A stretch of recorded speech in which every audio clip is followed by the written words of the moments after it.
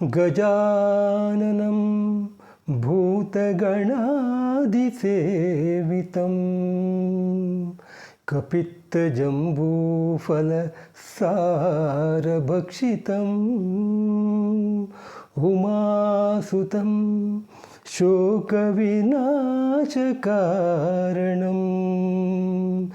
ನಮಾಮಿ ವಿಘ್ನೇಶ್ವರ ಪಾದಪಂಕಜಂ ನಮಾಮಿ ವಿಘ್ನೇಶ್ವರ ಪಾದಪಂಕಜಂ. ಗುರು ಬ್ರಹ್ಮ ಗುರು ವಿಷ್ಣು ಗುರುದೇವೋ ಮಹೇಶ್ವರ ಗುರು ಸಾಕ್ಷಾತ್ ಪರಂ ಬ್ರಹ್ಮ ತಸ್ಮೈ ಶ್ರೀ ಗುರವೇ ನಮಃ. ಎಲ್ಲ ನನ್ನ ಯೂಟ್ಯೂಬ್ ಮಿತ್ರರಿಗೂ ಇಲ್ಲಿ ನಮಸ್ಕಾರ. ಇವತ್ತಿನ ನನ್ನ ವಿಡಿಯೋ ವಿಷಯ ವೃಶ್ಚಿಕ ರಾಶಿಯವರ ಭವಿಷ್ಯ, ಡಿಸೆಂಬರ್ ಹಾಗೂ ಜನವರಿ ತಿಂಗಳ ಭವಿಷ್ಯವನ್ನು ನೀವೀಗ ಕೇಳ್ತಾ ಇದ್ದೀರಾ. ಇಲ್ಲಿ ನೀವು ಮುಖ್ಯವಾಗಿ ಗಮನಿಸಬೇಕಾಗಿದ್ದು ಯಾವ ಗ್ರಹಗಳಿಂದ ಅನುಕೂಲ ಅನಾನುಕೂಲ ಹಾಗೂ ದುಃಖ ಕಷ್ಟ ನಷ್ಟ ನಮಗಿಲ್ಲಿ ಉಂಟಾಗುತ್ತೆ. ಭಾಳಷ್ಟು ಜನ ನಮಗೆ ಒಂದು ಅರ್ಧಾಷ್ಟಮ ಶನಿಯಲ್ಲಿ ಭಾಳಷ್ಟು ಕಷ್ಟ ಆಗಿದೆ, ದುಃಖ ಆಗಿದೆ, ನಷ್ಟ ಆಗಿದೆ, ಸಂಸಾರದಲ್ಲಿ ಕೂಡ ಒಮ್ಮತ ಇಲ್ಲ, ಪ್ರತಿಯೊಂದು ವಿಷಯದಲ್ಲಿ ಚಿಕ್ಕ ಚಿಕ್ಕ ವಿಷಯಗಳಿಗೂ ಕೂಡ ಇಲ್ಲಿ ಒಂದು ಸಮಸ್ಯೆಗಳು ಆಗ್ತಾ ಇದೆ, ಆಮೇಲೆ ಅನಾರೋಗ್ಯ ಕೂಡ ಇಲ್ಲಿ ಆಗ್ತಾ ಇದೆ ಅಂತ ಹೇಳ್ತಾ ಇದ್ದಾರೆ. ನೋಡಿ, ಈ ಅನಾರೋಗ್ಯ ಸಂಬಂಧ ಅಂತಂದರೆ ಇಲ್ಲಿ ನೀವು ಮುಖ್ಯವಾಗಿ ಗಮನಿಸಬೇಕಾಗಿದೆ ಏನಂತಂದರೆ ರಾಹುವಿನ ನಕ್ಷತ್ರದಲ್ಲಿ ಶನಿ ಇಲ್ಲಿ ಸ್ಥಿತನಾಗಿದ್ದಾನೆ. ಮುಂದೆ ಶುಕ್ರ ಇಲ್ಲಿ ನಿಮಗೆ ಡಿಸೆಂಬರ್ ತಿಂಗಳಲ್ಲಿ ಆಲ್ರೆಡಿ 15 ಆಗಿದೆ, ಆಗ್ತಾ ಇದೆ, ಇನ್ನೂ 15 ದಿವಸ ಇದೆ. ಬಟ್ ಶುಕ್ರ ಈ ಒಂದು ಡಿಸೆಂಬರ್ ತಿಂಗಳಲ್ಲಿ ಒಂದು ಸರ್ಪ್ರೈಸ್ ಕೊಡ್ತಾನೆ ನಿಮಗೆ. ಯಾವ ರೀತಿಯ ಸರ್ಪ್ರೈಸ್ ಅಂತ ಹೇಳ್ಬಿಟ್ಟು ನೀವು ನನಗೆ ನೆಕ್ಸ್ಟ್ ವಿಡಿಯೋದಲ್ಲಿ ಕಮೆಂಟ್ ಮಾಡಿ. ಹಾಗೆ ಶುಕ್ರನು ಇಲ್ಲಿ ನಿಮಗೆ ಜನವರಿ ತಿಂಗಳಲ್ಲಿ ಬಹಳಷ್ಟು ಡಿಫ್ರೆಂಟ್ ಸೋರ್ಸಸ್ಗಳಿಂದ ಅನುಕೂಲ ಕೂಡ ಇಲ್ಲಿ ಮಾಡಿಕೊಡ್ತಾನೆ. ಹಾಗೆ ಮತ್ತು ನಿಮ್ಮ ಒಂದು ಗೋಲ್ಡನ್ ಟೈಮ್, ಗೋಲ್ಡನ್ ಪೀರಿಯಡ್, ಯಾವ ಸಮಯ ತನಕ ಆ ಗೋಲ್ಡನ್ ಟೈಮ್ ಇದೆ, ನೀವು ಆಲ್ರೆಡಿ ಪ್ರಗತಿಯನ್ನು ಸಾಧಿಸಿದ್ದೀರಾ, ಇನ್ನು ಮುಂದೆ ಎಷ್ಟು ದಿನ ಎಷ್ಟು ತಿಂಗಳು ನೀವು ಪ್ರಗತಿಯನ್ನು ಸಾಧಿಸಬೇಕು ಅನ್ನುವ ಎಲ್ಲ ವಿಚಾರಗಳು ಕೂಡ ಈ ಒಂದು ವಿಡಿಯೋದಲ್ಲಿ ನಾನು ನಿಮ್ಮ ಜೊತೆ ಹಂಚಿಕೊಳ್ತೀನಿ.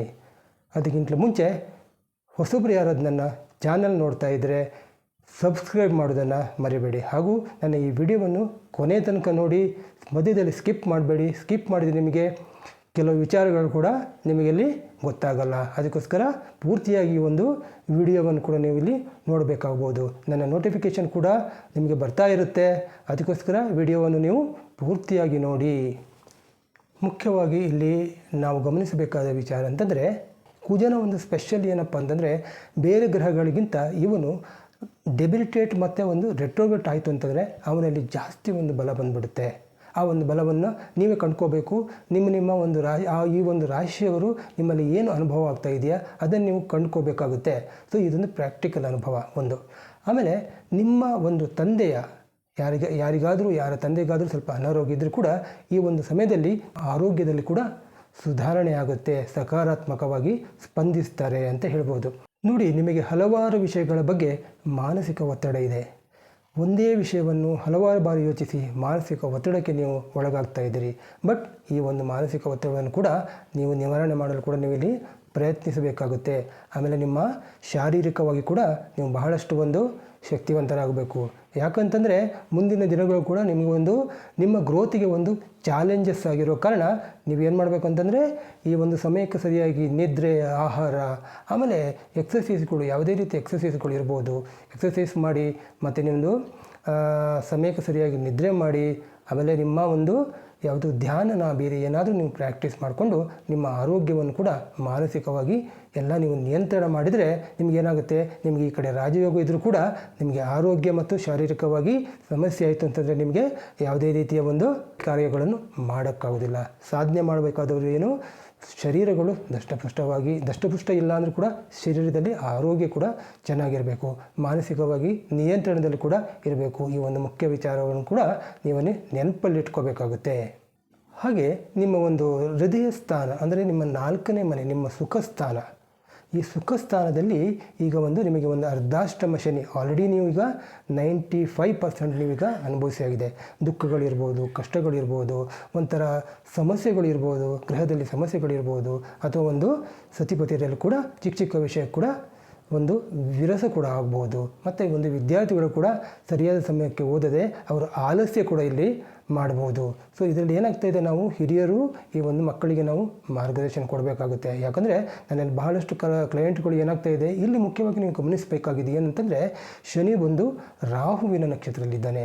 ರಾಹುವಿನ ನಕ್ಷತ್ರದಲ್ಲಿರುವಾಗ ಏನಾಗುತ್ತೆ, ಮಕ್ಕಳು ರಾಹು ದಶೆಯಲ್ಲಿ ಸರಿಯಾಗಿ ಓದಲ್ಲ, ಮಾಡಲ್ಲ, ಬರೀ ಆಟಗಳನ್ನು ಆಡ್ತಾ ಇರ್ತಾರೆ, ಕುಚೋದ್ಯ ಮಾಡ್ತಾ ಇರ್ತಾರೆ. ಅದಕ್ಕೋಸ್ಕರ ಏನಾಗ್ತಾ ಇದೆ ಅಂತಂದರೆ, ಈ ಒಂದು ರಾಹುವಿನ ನಕ್ಷತ್ರದಲ್ಲಿ ಇದ್ದಾಗ ನಾವು ಏನು ಮಾಡಬೇಕು, ಹಿರಿಯರಾದ ನಾವು ಅವರಿಗೆ ಮಾರ್ಗದರ್ಶನ ಕೊಡಬೇಕು.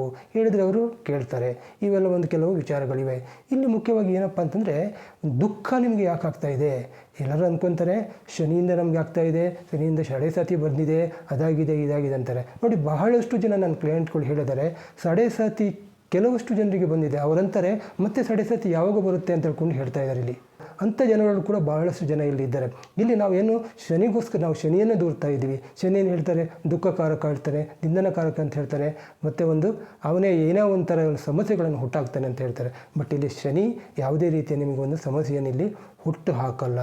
ಇಲ್ಲಿ ಇದು ನಮ್ಮ ಕರ್ಮದ ಫಲ, ಕರ್ಮಕ್ಕೆ ಅನುಸಾರವಾಗಿ ನಾವಿದನ್ನು ಅನುಭವಿಸ್ತೇವೆ. ನಾವು ಜನ್ಮಕ್ಕೆ ಬರುವಾಗಲೇ ನಮ್ಮ ಒಂದು ಪ್ರಾರಬ್ಧ ಕರ್ಮವನ್ನು ನಾವು ಹೊತ್ಕೊಂಡು ಇಲ್ಲಿ ಬಂದಿರ್ತೀವಿ. ಮತ್ತು ದೇವರು ಕೂಡ ಇದಕ್ಕೆ ಯಾವ ರೀತಿ ನಿಮಗೆ ಹೆಲ್ಪ್ ಮಾಡಲ್ಲ. ಯಾಕಂದರೆ ದೇವರು ನಿಮಗೆ ಮನಸ್ಸು, ಬುದ್ಧಿ ಎಲ್ಲ ಕೊಟ್ಟಿದ್ದಾನೆ. ಇಲ್ಲಿ ಏನಾಗ್ತಾ ಇದೆ ಅಂತಂದರೆ, ಎಲ್ಲ ನಿಮಗೆ ಫ್ರೀಯಾಗಿ ಕೊಟ್ಟಿರುವಾಗ ಅವನು ತಾನೇ ಏನು ಮಾಡ್ತಾನೆ, ನಮ್ಮ ಕರ್ಮ ಇರೋದಕ್ಕೋಸ್ಕರ ನಾವು ಈ ಭೂಮಿಯಲ್ಲಿ ಜನ್ಮಕ್ಕೆ ಬಂದಿದ್ದೀವಿ.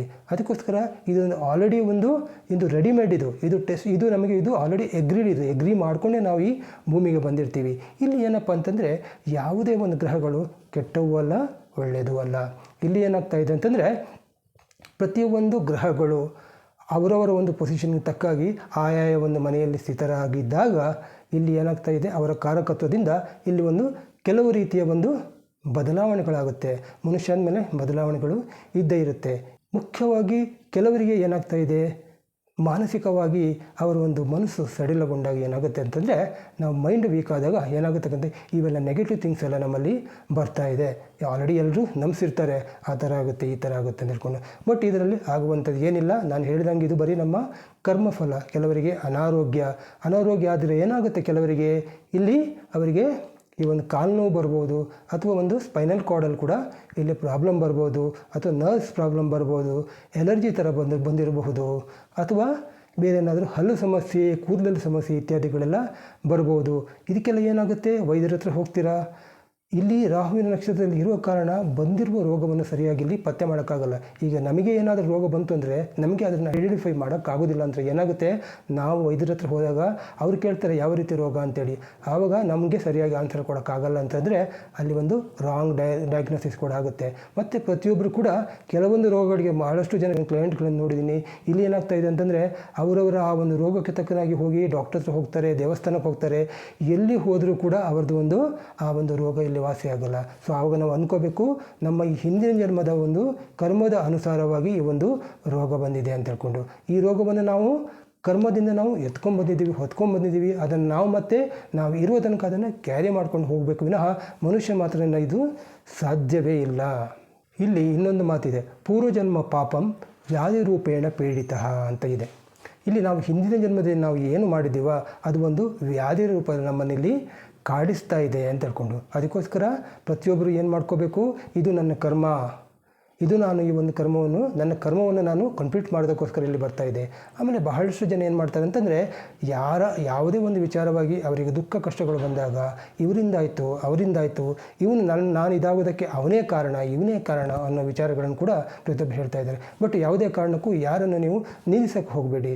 ಯಾಕಂತಂದರೆ ಅವರ ಕರ್ಮದ ಫಲವಾಗಿ ಅವರು ಈ ಭೂಮಿಗೆ ಬಂದಿರ್ತಾರೆ. ಅದಕ್ಕೋಸ್ಕರ ಇಲ್ಲಿ ಶನಿ ಏನು ಮಾಡ್ತಾನೆ ಅಂತಂದರೆ, ಅವನು ಇಂಡಿಕೇಟರ್ ಅಂತ ರೆಡ್ ಲೈಟು. ಸಪೋಸ್ ನೀವೀಗ ರಾತ್ರಿನಲ್ಲಿ ಪ್ರಯಾಣ ಮಾಡ್ತಿರ್ಬೇಕಾದ್ರೆ ರೋಡ್ ಮಧ್ಯದಲ್ಲಿ ಮರದ ದಿಮ್ಮಿನೋ ಅಥವಾ ಏನಾದರೂ ಯಾವುದೋ ವೆಹಿಕಲ್ ಕೂಡ ಅಲ್ಲಿ ಏನಾಗ್ತಾ ಇದೆ, ಅಲ್ಲಿ ಬಿದ್ದಿರುತ್ತೆ, ಅಥವಾ ಏನಾದರೂ ಇರುತ್ತೆ, ಅಲ್ಲಿ ರೋಡ್ ಬ್ಲಾಕ್ ಆಗಿರುತ್ತೆ. ಆಗ ನೀವೇನು ಮಾಡ್ತೀರಾ, ನಾನು ಮುಂದೆ ಹೋಗೋಕ್ಕಾಗಲ್ಲ ಇಲ್ಲಿಂದ. ಅಲ್ಲಿ ಏನಾಗುತ್ತೆ, ನಿಮಗೆ ಅಲ್ಲಿ ಆ ಕ್ಲಿಯರ್ ಮಾಡೋದೇ ಮುಂದೆ ಹೋಗೋದಿಲ್ಲ. ಒಂದು ಸರ್ತಿ ಕ್ಲಿಯರ್ ಆದಮೇಲೆ ಏನಾಗುತ್ತೆ, ನೀವು ಮತ್ತೆ ಅಲ್ಲಿಂದ ಮುಂದೆ ಹೋಗ್ತೀರ. ಅದಕ್ಕೋಸ್ಕರ ಇಲ್ಲಿ ಶನಿ ಆ ರಾಶಿಯಲ್ಲಿ ಸ್ಥಿತನಾಗಿದ್ದಾನೆ. ಯಾತಕ್ಕಂತಂದರೆ ನಿಮ್ಮಲ್ಲಿ ಕೆಲವು ಕೊರತೆಗಳಿವೆ, ನಿಮ್ಮಲ್ಲಿ ಕೆಲವು ಎರರ್ ಇದೆ, ಆ ಡಾಕ್ಯುಮೆಂಟ್ಸಲ್ಲಿ ಎರರ್ ಇದೆ. ಆ ಡಾಕ್ಯುಮೆಂಟ್ಸನ್ನು ಪಕ್ಕಾ ಮಾಡಿಕೊಂಡು ಕರೆಕ್ಟ್ ಮಾಡಿಕೊಂಡು ನೀವು ಮುಂದೆ ಹೋಗಿ, ಮುಂದೆ ನಿಮಗೆ ಯಾವ ಆಫೀಸರ್ ಇಟ್ಕೊಂಡ್ರು ಕೂಡ ನಿಮಗೆ ಇಲ್ಲಿ ಸಮಸ್ಯೆ ಬರೋದಿಲ್ಲ ಅನ್ನೋ ಒಂದು ವಿಚಾರವನ್ನು ನಿಮ್ಮ ಗಮನಕ್ಕೆ ತೊಗೊಂಡು ಬರ್ತಾ ಇದ್ದೀನಿ. ಹಾಗಂತೇಳ್ಬಿಟ್ಟು ನಾವು ಶನಿಯಿಂದ ಹಾಗೆ ಆಯಿತು, ಶನಿಯಿಂದ ಹೀಗಾಯಿತು, ನನಗೆ ಪ್ರಾಬ್ಲಮ್ ಇದೆ, ಅವರಿಂದ ಪ್ರಾಬ್ಲಮ್, ಇವರಿಂದ ಪ್ರಾಬ್ಲಮ್, ಈ ಥರ ನೀವು ಹೇಳ್ತಾ ಕೂತ್ಕೊಂಡು ಏನಾಗುತ್ತೆ ಅಂತಂದರೆ ನಿಮ್ಮ ಟೈಮು ವೇಸ್ಟ್ ಆಗುತ್ತೆ, ಮಾನಸಿಕವಾಗಿ ಕೂಡ ನೀವು ಇಲ್ಲಿ ಬಲಹೀನವಾಗುತ್ತೆ, ಶಾರೀರಿಕವಾಗಿ ಬಲಹೀನ ಆಗ್ತೀರಾ. ಮತ್ತೇನಾಗ್ತಾ ಇದೆ ಅಂತಂದರೆ ಮತ್ತು ಇದೊಂದು ರೋಗಕ್ಕೆ ಕೂಡ ಇಲ್ಲಿ ಕಾರಣವಾಗುತ್ತೆ. ಅದಕ್ಕೋಸ್ಕರ ನಮ್ಮ ಒಂದು ಹಿಂದಿನ ಏನು ಕರ್ಮ ಇದೆಯಾ ಆ ಪ್ರಕಾರ ನಾವಿಲ್ಲಿ ನಮ್ಮ ಲೈಫನ್ನು ನಾವು ದುಡ್ತಾ ಇದ್ದೀವಿ. ನಮಗೆ ಇದು ಟೆಸ್ಟು, ಮುಂದೆ ನಮಗೆ ಬಹಳಷ್ಟು ಟಫ್ ಟೈಮ್ ಬರ್ಬೋದು. ಅದಕ್ಕೆ ಈ ಒಂದು ಟೆಸ್ಟಿಗೆ ನಾವು ಪಾಸ್ ಹಾಕ್ಕೊಂಡು ಹೋದರೆ ಮುಂದೆ ಬರುವ ಟೆಸ್ಟ್ಗಳಲ್ಲಿ ನಮಗೆ ದೊಡ್ಡ ದೊಡ್ಡ ಟೆಸ್ಟ್ಗಳಿಗೆ ನಮಗೆ ಇಲ್ಲಿ ಕಷ್ಟ ಆಗೋದಿಲ್ಲ. ಅದನ್ನು ನಾವು ಸರಿಯಾಗಿ ಅರ್ಥ ಮಾಡ್ಕೋಬೇಕು. ಪ್ರತಿಯೊಬ್ಬರು ನಾವು ಬಂದಿರೋದು ಭೂಮಿಗೆ ಕರ್ಮಗಳು ಎತ್ಕೊಂಡೆ ನಾವು ಕರ್ಮವನ್ನು ಇನ್ನೂ ಕಮ್ಮಿ ಮಾಡಬೇಕು ಅಥವಾ ಸಂಪೂರ್ಣವಾಗಿ ಕರ್ಮ ಒಂದು ಖಾಲಿಯಾದ ಮೇಲೆ ನಾವು ಇಲ್ಲಿ ಹೊರಟೋಗಬೇಕು ವಿನಃ ನಾವು ಯಾವುದೇ ರೀತಿಯ ಒಂದು ಒಬ್ಬರ ಮೇಲೆ ದೂಷಣೆ ಮಾಡ್ತಾ ಇರೋದಲ್ಲ. ಮತ್ತು ಯಾವ ಗ್ರಹಗಳು ಕೂಡ ಯಾರಿಗೂ ಏನೂ ಮಾಡೋದಿಲ್ಲ, ನಮಗೆ ಉಪಕಾರಿಯಾಗಿರ್ತವೆ ವಿನಃ ಯಾವುದೇ ರೀತಿ ಯಾರಿಗೂ ಇಲ್ಲಿ ಹಾರ್ಮ್ ಮಾಡೋದಿಲ್ಲ. ಇಲ್ಲಿ ನಿಮ್ಮ 5ನೇ ಮನೆ, 5ನೇ ಮನೆಯಲ್ಲಿ ಯಾರು? ರಾಹು ಇದ್ದಾನೆ. ರಾಹುವಿನಿಂದ ಕೆಲವು ಪರಿಣಾಮಗಳು ಯಾವ ರೀತಿ ಇರುತ್ತೆ ಅಂತಂದರೆ, ರಾಹು ಇಲ್ಲಿ ಶನಿಯ ನಕ್ಷತ್ರದಲ್ಲಿದ್ದಾನೆ. ಶನಿ ಬಂದು ರಾಹು ನಕ್ಷತ್ರದಲ್ಲಿದ್ದಾರೆ. ಇಲ್ಲಿ ಆ್ಯಕ್ಚುಲಿ ನಮ್ಮ ಒಂದು ಜ್ಯೋತಿಷದಲ್ಲಿದೆ ಕುಜವತ್ ಕೇತು ಶನಿವತ್ ರಾಹು, ಅಂದರೆ ಶನಿ ಏನು ಫಲ ಕೊಡ್ತಾನೆ, ಶನಿ ಯಾವ ರೀತಿ ನಿಮಗೆ ಅನುಕೂಲನ ಅನಾನುಕೂಲ ಮಾಡ್ತಾನೆ ಅದೇ ರೀತಿ ಕೂಡ ನಿಮಗೆ ರಾಹು ಕೊಡ್ತಾನೆ ಅಂತ ಹೇಳ್ಕೊಂಡು ಹೇಳ್ತಾ ಇದ್ದಾರೆ ಆ ಜ್ಯೋತಿಷ್ಯ ಮಾತಲ್ಲಿ. ಇಲ್ಲಿ ನಿಮಗೆ ಇಲ್ಲಿ ಏನಾಗ್ತಾ ಇದೆ ಅಂತಂದರೆ, ಇಲ್ಲಿ ನಿಮಗೆ ಒಂದು ಸ್ಪರ್ಧಾತ್ಮಕ ಒಂದು ಚಟುವಟಿಕೆಗಳಲ್ಲಿ ಯಾವುದಾದ್ರೂ ಒಂದು ಪರೀಕ್ಷೆಗೆ ನೀವು ಬರೀಬೇಕು ಅಂತಂದರೆ ಏನಾಗುತ್ತೆ ಅಂತಂದರೆ, ನೀವೀಗ ಬಹಳಷ್ಟು ಇಲ್ಲಿ ಸ್ವಲ್ಪ, ಯಾಕಂದರೆ ಶನಿ ನಕ್ಷತ್ರದಲ್ಲಿರೋ ಕಾರಣ ಸ್ವಲ್ಪ ಪ್ರಯತ್ನ ನೀವು ಜಾಸ್ತಿ ಪಡಬೇಕಾಗಿ ಬರುತ್ತೆ. ಸೊ ಜಾಸ್ತಿ ನೀವು ಪ್ರಯತ್ನ ಪಟ್ಟಂಗೆ ಏನಾಗುತ್ತೆ, ನಿಮ್ಮ ಆರೋಗ್ಯವನ್ನು ಕೂಡ ನೀವು ಇಲ್ಲಿ ಕಡೆಗಣಿಸಬಾರ್ದು. ಸೊ ಆರೋಗ್ಯ ಕಡೆಗಣಿಸಿದ್ರೆ ಏನಾಗುತ್ತೆ, ಮುಂದೆ ನಿಮಗೆ ಬಹಳಷ್ಟು ಇಲ್ಲಿ ನಿಮಗೆ ಸಮಸ್ಯೆಗಳು ಉಂಟಾಗುತ್ತೆ. ಅದಕ್ಕೋಸ್ಕರ ನಿಮ್ಮ ಆರೋಗ್ಯವನ್ನು ನೋಡಿ, ನಿಮ್ಮ ಸ್ಪರ್ಧಾತ್ಮಕ ಚಟುವಟಿಕೆಗಳನ್ನು ಕೂಡ ಎಲ್ಲವನ್ನು ಕೂಡ ಇಲ್ಲಿ ಗಮನಿಸಬೇಕಾಗುತ್ತೆ. ಸೊ ಆವಾಗ ನೀವು ಏನು ಮಾಡಬೇಕು, ನೀವು ಸ್ವಲ್ಪ ವಿಶ್ರಾಂತಿ ಕೂಡ ಇಲ್ಲಿ ಪಡ್ಕೋಬೇಕಾಗುತ್ತೆ. ಯಾಕಂದರೆ ರಾಹು ಏನು ಮಾಡ್ತಾನೆ ಅಂತಂದರೆ ನಿಮಗೆ ವಿಶ್ರಾಂತಿನ ಕೊಡೋದಿಲ್ಲ, ಕೆಲಸವನ್ನು ಮಾಡಿಸ್ತಾನೆ ಇರ್ತಾನೆ. ಅವನಿಗೆ ಒಂಥರ ಪೇಯ್ನೇ ಆಗ್ತಾ ಇಲ್ಲ, ಅವನಿಗೆ ಸುಸ್ತೇ ಆಗ್ತಾ ಇಲ್ಲ. ಸೊ ಹಾಗೆ ನಾವು ಮನುಷ್ಯರು ಏನಾಗುತ್ತೆ ನಮಗೆ ಈ ಒಂಥರ ಬಹಳಷ್ಟು ಎಡೆಬಿಡದೆ ನಾವು ಒಂದು ಪ್ರಯತ್ನ ಮಾಡ್ತಾ ನಮ್ಮಲ್ಲಿ ಏನಾಗ್ತಾ ಇದೆ, ಮಾನಸಿಕವಾಗಿ ಇಲ್ಲಿ ಮುಖ್ಯವಾಗಿ ಏನಂದರೆ 5ನೇ ಭಾವ ಆಗಿರೋ ಕಾರಣ ಮಾನಸಿಕವಾಗಿ ನಮ್ಮಲ್ಲಿ ಒಂದು ಸಮಸ್ಯೆಗಳು ಉಂಟಾಗುತ್ತೆ. ಮತ್ತು ಆ ಸಮಸ್ಯೆಗಳು ದೇಹದ ಮೇಲೆ ಕೂಡ ಇಲ್ಲಿ ಪರಿಣಾಮ ಆಗುತ್ತೆ. ಇಲ್ಲಿ ಇನ್ನೊಂದು ಮುಖ್ಯವಾದ ವಿಷಯ ಅಂತಂದರೆ, ಈ ಒಂದು ರಾಹುವಿನಿಂದ ನಮ್ಮ ಒಂದು ಹಿಂದಿನ ಜನ್ಮದ ಬಗ್ಗೆ ನಾವು ಪೂರ್ವ ಜನ್ಮದ ಬಗ್ಗೆ ನಾವು ಇಲ್ಲಿ ಮುಖ್ಯವಾದ ವಿಚಾರವನ್ನು ತಿಳ್ಕೋಬೇಕು. ಇಲ್ಲಿ ರಾಹು ಒಂದು ಸ್ಥಿತನಾಗಿರೋದ್ರಿಂದ ನಿಮ್ಮ ಜಾತಕಗಳನ್ನು ನೋಡಿ, ರಾಹು ಒಂದು ಸರಿಯಾದ ಒಂದು ಜಾಗದಲ್ಲಿ ಕುಳಿತಿದ್ದಾನೆ, ನಿಮ್ಮ ಜಾತಕದಲ್ಲಿ ಸರಿಯಾದ ಒಂದು ಮನೆಯಲ್ಲಿದ್ದಾನೆ. ಯಾಕಂದರೆ ಏನಾಗ್ತದೆ, ಕೆಲವರಿಗೆ ರಾಹುವಿನಿಂದ ಸಮಸ್ಯೆಗಳು ಬಂತು ಅಂತಂದರೆ ನೀವು ಅದರಲ್ಲಿ ಮುಖ್ಯವಾಗಿ ಆಲೋಚನೆ ಮಾಡಬೇಕಾದ ಏನಂತಂದರೆ, ನಿಮ್ಮ ಒಂದು ಪೂರ್ವಜರು ಯಾವುದಾದ್ರೂ ಒಂದು ನಾಗನ ದೇವಸ್ಥಾನ ಅಥವಾ ಒಂದು ದೇವಿಯ ದೇವಸ್ಥಾನ ಸಂಬಂಧಪಟ್ಟಾಗೆ ಏನಾದರೂ ಪೂಜೆ ಗೀಜೆ ಒಂದು ಮಾಡದೆ ಅದನ್ನಲ್ಲಿ ನಿಲ್ಲಿಸ್ಬಿಟ್ಟಿದ್ದಾರೆ, ಆ ಒಂದು ಸಮಸ್ಯೆಗಳು ನಿಮಗೆ ಇಲ್ಲಿ ಬರ್ತಾ ಇದೆಯಾ, ಅಥವಾ ನೀವು ಏನಾದರೂ ಒಂದು ದೇವರಿಗೆ ಹರಕೆ ಹೇಳ್ಕೊಂಡ್ಬಿಟ್ಟು ಅದನ್ನು ನೀವು ಇಲ್ಲಿ ನಿಲ್ಲಿಸ್ಬಿಟ್ಟಿದ್ದೀರಾ. ನೋಡಿ, ಯಾವತ್ತೂ ಹೇಳ್ತಾ ಇದ್ದೀನಿ, ಯಾವುದೇ ಒಂದು ವಿಚಾರ ಆಗಲಿ ದೇವರಿಗೆ ಯಾವತ್ತೂ ದುಡ್ಡು ಬೇಕಾಗಿಲ್ಲ. ನಾವು ದೇವರಿಗೆ ಲಂಚ ಕೊಡ್ತಾ ಇದ್ದೀವಿ ನಮ್ಮ ಕೆಲಸ ಆಗಲಿ ಅಂತೇಳಿ. ಇಲ್ಲಿ ನಾವು ಏನೇ ₹1 ಕೂಡ ಹೇಳಿದರೂ ಕೂಡ ನಾವು ಆ ಒಂದು ದೇವರಿಗೆ ನಾವಿಲ್ಲಿ ಅರ್ಪಿಸಬೇಕು. ಅದಿಲ್ಲ ನಂತರ ನಿಮಗೆ ಕನಸಲ್ಲಿ ಬಂದು ಕೂಡ ಅಟ್ಲೀಸ್ಟ್ ನಿಮಗೆ ಎಚ್ಚರಿಸ್ತಾನೆ, ನೋಡು ನೀನು ನನಗೆ ₹1 ಕೊಡಬೇಕು ಅಥವಾ ಒಂದು ಹೂವಿನ ಒಂದು ಉಂಡೆ ಕೊಡಬೇಕು, ನೀನು ಹೇಳಿದ್ದೆ ಅದನ್ನು ನಿನಗೆ ಕೊಟ್ಟಿಲ್ಲ ಅಂತೇಳಿ. ಅಥವಾ ನಿಮ್ಮ ಹಿರಿಯರು ಏನಾದರೂ ಈ ಥರ ಒಂದು ಹರಕೆ ಹೇಳ್ಕೊಂಡ್ಬಿಟ್ಟು ಅವ್ರ ಕಾಲವಾಗಿ ಹೋಯಿತು ಅಂತಾರೆ, ಅವ್ರು ಯಾರಿಗೆ ಹೇಳದೇ ಇದ್ದರೂ ಕೂಡ ಅದು ಕೂಡ ಅಲ್ಲಿ ಪೆಂಡಿಂಗ್ ಆಗುತ್ತೆ. ಆ ಒಂದು ಸ್ಥಿತಿ ಏನಾಗುತ್ತೆ, ಕುಟುಂಬದಿಂದ ಕುಟುಂಬ ವಂಶ ಪಾರಂಪರ್ಯವಾಗಿ ಇಲ್ಲಿ ವರ್ಗಾವಣೆ ಆಗಿಕೊಂಡು ಇಲ್ಲಿ ನಿಮಗೆ ಸಮಸ್ಯೆ ರೂಪದಲ್ಲಿ ಬರುತ್ತೆ, ನಿಮ್ಗೆ ಗೊತ್ತಾಗಲ್ಲ. ಅದಕ್ಕೆ ಮುಖ್ಯವಾಗಿ ನಾನು ಹೇಳೋದು ಏನಂತಂದರೆ, ನೀವು ನಿಮ್ಮ ಒಂದು ಕುಲದೇವರ ಒಂದು ಭೇಟಿಯನ್ನು ಮಾಡ್ಕೊಂಡು ಬರಬೇಕಾಗುತ್ತೆ ಮುಖ್ಯವಾಗಿ. ಇಲ್ಲ ಮತ್ತು ನೀವು ಪ್ರತಿ ಮಂಗಳವಾರ ನಾಗನ ಒಂದು ಕಲ್ಲಿಗೆ ಹಾಲನ್ನು ನೀವು ಎರಿಬೇಕು. ಇಲ್ಲ ಅಂತಂದರೆ ಅಶ್ವತ್ಥ ಕಟ್ಟೆಯನ್ನು ನೀವು ಪ್ರದಕ್ಷಿಣೆ ಮಾಡಿ. ಇಲ್ಲ ಅಂದರೆ ಒಂದು ರಾಹುವಿನ ಒಂದು ಧಾನ್ಯವಾದ ಪ್ರತಿ ಶನಿವಾರ ಉದ್ದನ್ನು ಕೂಡ ನೀವು ಇಲ್ಲಿ ದಾನ ಮಾಡ್ಬೋದು. ಸುಬ್ರಹ್ಮಣ್ಯನ ಕೂಡ ಪ್ರತಿ ಮಂಗಳವಾರ ದರ್ಶನ ಮಾಡ್ಕೊಂಡು ಬಂದು ಆರಾಧನೆ ಮಾಡಿ, ಇದರಲ್ಲಿ ನಿಮಗೆ ತುಂಬ ಇಲ್ಲಿ ಅನುಕೂಲ ಆಗುತ್ತೆ. ಆಮೇಲೆ ಸಂತಾನ ಅಪೇಕ್ಷೆ ಪಟ್ಟವರಿಗೆ ಏನಾಗುತ್ತೆ, ಈ 5ನೇ ಮನೆಯಲ್ಲಿ ರಾಹು ಇದ್ದಾಗ ಇಲ್ಲಿ ಏನಾಗುತ್ತೆ, ಮೃತ ಸಂತಾನ ಕೂಡ ಇಲ್ಲಿ ಆಗುವ ಚಾನ್ಸಸ್ ಇದೆ, ಅಥವಾ ಇಲ್ಲಿ ಅಬಾರ್ಷನ್ ಕೂಡ ಆಗುವ ಚಾನ್ಸಸ್ ಇದೆ, ಅಥವಾ ಸಂತಾನ ಡಿಲೇ ಆಗುವ ಕೂಡ ಇಲ್ಲಿ ಚಾನ್ಸಸ್ ಇದೆ. ಅದಕ್ಕೋಸ್ಕರ ಇಲ್ಲಿ ಈ ಒಂದು ಮೇ ತನಕ ರಾಹು ಈ ಮನೆಯಲ್ಲಿರ್ತಾನೆ. ಮುಂದೆ ಅವನು ಕುಂಭರಾಶಿಗೆ ಹೋಗ್ತಾನೆ. ಶನಿ ಬಂದು ಇಲ್ಲಿ ಪಂಚಮ ಸ್ಥಾನಕ್ಕೆ ಬರ್ತಾನೆ. ಶನಿ ಪಂಚಮ ಸ್ಥಾನಕ್ಕೆ ಬಂದರೆ ಅಷ್ಟೊಂದು ನಿಮಗೆ ಎಫೆಕ್ಟ್ ಆಗೋದಿಲ್ಲ, ಒಂದು ಸ್ವಲ್ಪ ಡಿಲೇ ಆಗುತ್ತೆ. ಆದರೆ ರಾಹು ಆ ಥರ ಅಲ್ಲ. ರಾಹು ಬಂತು ಅಂತಂದರೆ ಸಮಸ್ಯೆಗಳೇ ಉಂಟಾಗುತ್ತೆ ವಿನ ಬೇರೆ ನಿಮಗೆ ಇದನ್ನು ಪರಿಹಾರ ಮಾಡೋಕ್ಕಾಗೋದಿಲ್ಲ. ಅದಕ್ಕೋಸ್ಕರ ಹೇಳ್ತಾ ಇದ್ದೀನಿ, ನಾಗನಿಗೆ ಸಂಬಂಧಪಟ್ಟಾಗಿ ಏನಾದರೂ ನಿಮ್ಮಲ್ಲಿ ಒಂದು ಸಮಸ್ಯೆ ಇದ್ದರೆ ನಿಮ್ಮ ಸ್ವಪ್ನದಲ್ಲಿ ಬಂತು ಅಂತಂದರೆ ಆ ದೇವಸ್ಥಾನಕ್ಕೆ ಭೇಟಿ ಕೊಡಿ, ಅಥವಾ ನಾಗನ ಒಂದು ಪ್ರತಿಮೆಯನ್ನು ಪ್ರತಿ ಮಂಗಳವಾರ ಅಥವಾ ಶನಿವಾರ ನೀವನ್ನು ಪೂಜೆ ಮಾಡಿದರೆ ನಿಮಗೆ ಒಂದು ಬಹಳ ಒಂದು ಇಲ್ಲಿ ಒಳ್ಳೆಯ ಒಂದು ಉತ್ತಮ ಫಲ ಕೂಡ ಇಲ್ಲಿ ನಿಮಗಿಲ್ಲಿ ಲಭಿಸುತ್ತೆ. ಆಮೇಲೆ ಇಲ್ಲಿ ರಾಹು ಒಂದು ಒಳ್ಳೆಯದು ಕೂಡ ಮಾಡ್ತಾನೆ. ಏನಂತಂದರೆ ಆಲ್ರೆಡಿ ನಾನು ಹಿಂದಿನ ಒಂದು ವಿಡಿಯೋದಲ್ಲಿ ಹೇಳಿದಂಗೆ Rahu will indicate for other countries. ನೀವು ಏನೇ ಒಂದು ಬಿಸ್ನೆಸ್ ಮಾಡಿದ್ರೂ, ಇಂಪೋರ್ಟ್ ಎಕ್ಸ್ಪೋರ್ಟ್ ಬಿಸ್ನೆಸ್ ಮಾಡಿದ್ರು ಕೂಡ ಏನಾಗುತ್ತೆ, ನಿಮಗೆ ಅಲ್ಲಿಂದ ನಿಮಗೆ ಇಲ್ಲಿ ಧನ ಬರುತ್ತೆ. ಅಂದರೆ ಅಂತಾರಾಷ್ಟ್ರೀಯ ಒಂದು ಇದರಿಂದ ಕೂಡ ಬೇರೆ ಒಂದು ಪ್ರದೇಶದಿಂದ ಕೂಡ ನಿಮಗೆ ಇಲ್ಲಿ ಧನ ಬರುವ ಇಲ್ಲಿ ಸಾಧ್ಯತೆ ಇದೆ. ರಾಹು ಇದಕ್ಕೆಲ್ಲ ಅನುಕೂಲ ಮಾಡಿಕೊಡ್ತಾನೆ. ಮತ್ತು ಏನಾದರೂ ನಿಮಗೆ ಎಂಜಾಯ್ ಮಾಡಬೇಕು, ಟ್ರೆಕ್ಕಿಂಗ್ ಮಾಡಬೇಕು, ಏನೇ ನಿಮ್ಗೆ ಒಂದು ಆ ಥರ ಒಂದು ನಿಮ್ಮ ಜೀವನದಲ್ಲಿ ಒಂದು ಉತ್ತಮವಾಗಿ ನೀವು ಒಂದು ಅಂದರೆ ಈಗ ಒಂದೇ ಕಡೆಯಲ್ಲಿ ಕೂತು ಬೇಜಾರಾಗಿರುತ್ತೆ, ಬೇರೆ ಎಲ್ಲ ಹೋಗಬೇಕು, ಎಂಜಾಯ್ ಮಾಡಬೇಕಂತಂದರೆ ಏನಾಗುತ್ತೆ, ಆವಾಗ ನಿಮಗೆ ಇಲ್ಲಿ ರಾಹು ಇಲ್ಲಿ ಸಹಕಾರಿಯಾಗ್ತಾನೆ. ಆಮೇಲೆ ನಿಮ್ಮ ಒಂದು ಮಕ್ಕಳ ಸರಿಯಾಗಿ ಇಲ್ಲಿ ಗಮನವಿಟ್ಟು ಕೇಳಿ, ನಿಮ್ಮ ರಾಶಿಯಿಂದ 2ನೇ ಅಧಿಪತಿ ಹಾಗೂ 5ನೇ ಅಧಿಪತಿಯಾದ ಗುರು ಇಲ್ಲಿ 7ನೇ ಮನೆಯಲ್ಲಿದ್ದಾರೆ. ನಿಮ್ಮ ಮಕ್ಕಳು ಯಾರಾದರೂ ಇಂಟರ್ ಕ್ಯಾಸ್ಟ್ ಮದುವೆ ಮಾಡಿಕೊಂಡ್ರೆ ಇಲ್ಲಿ ಏನಾಗುತ್ತೆ ಅಂತಂದರೆ ಆ ಒಂದು ಇಂಟರ್ ಕ್ಯಾಸ್ಟ್ ಮ್ಯಾರೇಜು ಏನಾಗುತ್ತೆ, ಹಿರಿಯರ ಒಪ್ಪಿಗೆಯನ್ನು ಪಡೆದು ಅರೇಂಜ್ಡ್ ಮ್ಯಾರೇಜ್ ಇಲ್ಲಿ ಆಗುತ್ತೆ. ಮುಖ್ಯವಾಗಿ ನೀವು ಗಮನಿಸಬೇಕಾಗಿದ್ದು, ಬರೀ ಲವ್ ಮ್ಯಾರೇಜ್ ಮಾಡ್ಕೊಂಬಿಟ್ಟು ಮನೆಯವರಿಗೆ ಹೇಳೋದು ಹೋಗೋದು ಆ ಥರ ಎಲ್ಲ ಇಲ್ಲ ಇಲ್ಲಿ. ಯಾಕಂದರೆ ಇಲ್ಲಿ ಗುರು ಸ್ಥಿತನಾಗಿದ್ದಾನೆ. ಅದಕ್ಕೋಸ್ಕರ ಇಲ್ಲಿ ಏನಾಗುತ್ತೆ ಅಂತಂದರೆ ಇದು ಇಲ್ಲಿ ಒಂದು ಅರೇಂಜ್ಡ್ ಮ್ಯಾರೇಜ್ ಕೂಡ ಇಲ್ಲಿ ಆಗುತ್ತೆ. ಆಮೇಲೆ ನಿಮ್ಮ ಮಕ್ಕಳು ಕಲಿಯೋದಕ್ಕೆ ಏನಾದರೂ ಬೇರೆ ಕಂಟ್ರಿಗೆ ಏನಾದರೂ ಹೋಗಬೇಕು ಅಂತಂದರೆ ವಿದ್ಯಾಭ್ಯಾಸಕ್ಕೋಸ್ಕರ ಹೈಯರ್ ಎಜುಕೇಷನ್ ಮಾಡು, ಇದಕ್ಕೂ ಕೂಡ ಇಲ್ಲಿ ನಿಮಗೆ ರಾಹು ಇಲ್ಲಿ ಹೆಲ್ಪ್ ಮಾಡ್ತಾನೆ.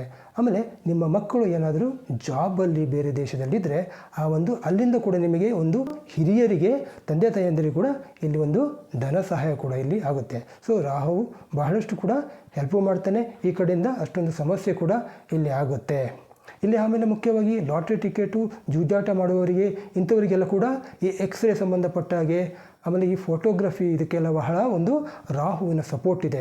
ನೋಡಿ, ನಾನು ಆವಾಗಲೇ ಹೇಳಿದಾಗೆ ಶುಕ್ರ ಈಗ ನಿಮ್ಮ ಒಂದು ರಾಶಿಯಿಂದ 3ನೇ ಮನೆಯಲ್ಲಿದ್ದಾನೆ. ಮಕರ ರಾಶಿಯಲ್ಲಿ ಇದ್ದಾನೆ 3ನೇ ಮನೆಯಲ್ಲಿ. ಅಂತಂದರೆ ಇಲ್ಲಿ ಏನಾಗ್ತಾ ಇದೆ ಅಂತಂದರೆ ನಿಮಗೆ ನಿಮ್ಮ ಒಂದು ಪುನರ್ಜೀವನ ಅಂತ ಹೇಳ್ಕೊಂಡು, ಅಂದರೆ ಏನಾಗುತ್ತೆ ಅಂದರೆ ಆಲ್ರೆಡಿ ನಿಮಗೆ ಭಾಳಷ್ಟು ಸಮಸ್ಯೆಗಳಿತ್ತು, ಇವಾಗ ನಿಮ್ಮ ಪುನರ್ಜೀವನ ಆಗ್ತಾ ಇದೆ. ಸೊ ಇಲ್ಲಿ ನೀವು ಕೆಲವು ಒಂದು ಡಿಸ್ಕವರ್ ಮಾಡ್ತಾ ಇದ್ದೀರ. ಏನಂತಂದರೆ ನೀವು ಒಂದು ಮಾಡ್ತಾ ಇರುವ ಒಂದು ಪ್ರೊಫೆಷನಲ್ ಇರ್ಬೋದು ಅಥವಾ ನಿಮ್ಮ ಒಂದು ಪರ್ಸನಲ್ ಇರ್ಬೋದು, ಆ ಒಂದು ಕ್ಷೇತ್ರದಲ್ಲಿ ನೀವು ಏನೋ ಒಂದು ಎಕ್ಸ್ಪೆರಿಮೆಂಟ್ ಮಾಡಿಕೊಂಡು ಮುಂದೆ ಹೋಗೋ ಒಂದು ದಾರಿಯನ್ನು ಹುಡುಕ್ತಾ ಇದ್ದೀರ. ಯಾಕಂದರೆ ನಿಮ್ಮ ರಾಶಿಯಾಧಿಪತಿ ಕುಜನಿಗೆ ಏನಾಗ್ತದೆ, ಸ್ಥೈರ್ಯ. ಅವನು ಒಂದು ಸರ್ತಿ ಧೈರ್ಯ ಕೆಟ್ಟು ಒಂದು ಸೈಡಲ್ಲಿ ಕೂತ್ಕೊಂತಂದರೆ ನಿಮ್ಮ ಕೈಲಿ ಏನು ಮಾಡೋಕ್ಕಾಗಲ್ಲ. ಅದಕ್ಕೋಸ್ಕರ ನೀವು ಏನು ಮಾಡಬೇಕು, ನಿಮ್ಮ ಒಂದು ಎನರ್ಜಿಯನ್ನು, ನಿಮಗೊಂದು ಸ್ಪೆಷಲ್ ಎನರ್ಜಿ ಬರುತ್ತೆ. ಆಮೇಲೆ ನೀವು ಒಂದು ಬಹಳಷ್ಟು ಕೂಡ ಕಾರ್ಯಗಳು ಮಾಡೋಕ್ಕೆ ಮುಂದೆ ಹೋಗ್ತೀರ. ಮತ್ತು ನಿಮ್ಮ ಒಂದು ಮಾತಲ್ಲಿ ಕೂಡ ಒಂದು ರೆಸ್ಪೆಕ್ಟ್ ಇರುತ್ತೆ ಜನಗಳಿಗೆ. ಮತ್ತು ನಿಮ್ಮ ಒಂದು ಸಹೋದರರಿಂದ ಕೂಡ ನಿಮಗೆಲ್ಲ ಅನುಕೂಲ ಆಗ್ಬೋದು, ಅವರು ಅನುಕೂಲ ಮಾಡ್ಬೋದು ನಿಮಗೆ, ನೀವು ಅವರಿಗೆ ಅನುಕೂಲ ಮಾಡ್ಬೋದು. ಇನ್ನೊಂದು ಏನಂತಂದರೆ ಸಾಮಾನ್ಯ ಜನರು ಕೂಡ ನಿಮ್ಮಲ್ಲಿ ಏನಾದರೂ ಸಹಾಯ ಕೇಳಿದರೆ ಅವರಿಗೆ ದಯವಿಟ್ಟು ಸಹಾಯ ಮಾಡಿ. ಯಾಕಂತಂದರೆ ನೀವು ಸಹಾಯ ಮಾಡಿಲ್ಲ ಅಂತಂದರೆ ನಿಮಗೆ ಅದು ಸಮಸ್ಯೆಯಾಗಿ ಪರಿಣಮಿಸ್ಬೋದು. ಯಾಕಂದರೆ ಪರ್ಟಿಕ್ಯುಲರ್ ಆಗಿಬಿಟ್ಟು ಕುಜ ಅಂತಂದರೆ ನೀವು ದಾನ ಧರ್ಮ ಕೂಡ ಮಾಡಲೇಬೇಕು. ಯಾಕಂದರೆ ಈ ಒಂದು 8ನೇ ಮನೆ ವೃಶ್ಚಿಕ ರಾಶಿ ಅಂತಂದರೆ ಕಾಲಚಕ್ರದಿಂದ ಇಲ್ಲಿ ಏನಾಗ್ತಾ ಇದೆ, ಇದು ಒಂದು ಮರಣದ ಮನೆ. ಆಮೇಲೆ ಒಂದು ಏನಾಗ್ತಾ ಇದೆ ಅಂತಂದರೆ ಈ ಒಂದು ರೋಗದ ಒಂದು ಮನೆ ಆಗುತ್ತೆ. ಬಟ್ ಇಲ್ಲಿ ಲಾಂಗಿವಿಟಿ ಲೈಫ್ ನಿಮಗೆ ಆಯುಷ್ಯ ಚೆನ್ನಾಗಿ ಕೊಡ್ತಾನೆ, ಆದರೆ ಇಲ್ಲಿ ರೋಗಗಳಿಲ್ಲಿ ಜಾಸ್ತಿ ಕೊಡ್ತಾನೆ. ರೋಗಗಳ ಗೂಡು ಅಂತ ಹೇಳ್ಬೋದು. ಅದಕ್ಕೋಸ್ಕರ ಏನಾಗ್ತದೆ, ವೃಶ್ಚಿಕ ರಾಶಿಯಲ್ಲಿ ಹುಟ್ಟಿದರು ಬಹಳಷ್ಟು ಚಿಕ್ಕದಿನಲ್ಲೇ ಬಹಳಷ್ಟು ರೋಗದಿಂದ ಕೂಡ ಅವರ ಜೀವನವನ್ನು ಪಾಪ ಅನುಭವಿಸ್ತಿರ್ತಾರೆ. ಒಂದು ಸರ್ಟೇನ್ ಏಜಿಗೆ ಬಂದಾದಮೇಲೆ ನೆಕ್ಸ್ಟ್ ಅವರಲ್ಲಿ ಒಂದು ಒಳ್ಳೆಯ ಅಭಿವೃದ್ಧಿ ಕೂಡ ಆಗುತ್ತೆ. ಅದು ಏನಾಗ್ತಾ ಇದೆ, ಅವರಲ್ಲಿ ಬಹಳ ಒಂದು ಸಿವಿಯರ್ ಪ್ರಾಬ್ಲಮ್ ಕೂಡ ಈ ಒಂದು ರಾಶಿಗೆ ಆಗಿರೋ ಕಾರಣ ಇಲ್ಲಿ ನೀವು ಏನು ಮಾಡಬೇಕು ಅಂತಂದರೆ ನಿಮ್ಮ ಪಾಪ ಕರ್ಮಗಳನ್ನು ಕಡಿದಕ್ಕೋಸ್ಕರ ನೀವೇನು ಮಾಡಬೇಕು, ದಾನ ಧರ್ಮ ಮಾಡಬೇಕು. ಯಾರು ಕೇಳೋದು, ನಿಮ್ಮ ಹತ್ರ 100 ರೂಪಾಯಿ ಇದ್ದರೆ 2 ರೂಪಾಯಿ 5 ರೂಪಾಯಿ ಆದರೆ ಕೊಡಿ. ಯಾಕಂದರೆ ನೀವು ಅವರಿಗೆ 5 ರೂಪಾಯಿ ಕೊಟ್ಟರೆ ನಿಮಗಲ್ಲಿ 500 ರೂಪಾಯಿ ಬರುತ್ತೆ. ನೀವು ಅದನ್ನು ಯಾವುದೇ ರೀತಿಯ ಒಂದು ಎಕ್ಸ್ಪೆಕ್ಟೇಷನ್ ಇಟ್ಟುಕೊಳ್ಳದೆ ನೀವೇನು ಮಾಡಬೇಕು, ನಿಮ್ಮ ಕೈಯಲ್ಲಿ ಆದಷ್ಟು ಕೂಡ ನೀವು ಬೇರೆ ರಾಶಿಯವರಿಗೆ ಕಂಪೇರ್ ಮಾಡಿದರೆ, ಬಟ್ ನೀವು ಆ ಥರ ಅಲ್ಲ. ನೀವು ಎಷ್ಟು ದಾನ ಧರ್ಮ ಮಾಡ್ತೀರಾ ಅಷ್ಟು ನಿಮಗೆ ಇಲ್ಲಿ ಒಳ್ಳೆಯದಾಗುತ್ತೆ ಅನ್ನೋ ಮಾತನ್ನು ನಾನು ಈ ಒಂದು ಗ್ರಹಗತಿಗಳಿಂದ ನಿಮಗಿಲ್ಲಿ ಹೇಳ್ತಾ ಇದ್ದೀನಿ. ಹಾಗೆ ನಿಮ್ಮ ಬಂಧುಗಳ ಹತ್ರ ಕೂಡ ನಿಮ್ಮಲ್ಲಿ ಬಹಳ ಒಂದು ಡೀಪ್ ಆಗಿಬಿಟ್ಟು ನಿಮ್ಮ ಒಂದು ಕಾಂಟ್ಯಾಕ್ಟ್ಗಳು ಕೂಡ ಇಲ್ಲಿ ಜಾಸ್ತಿ ಇರುತ್ತೆ.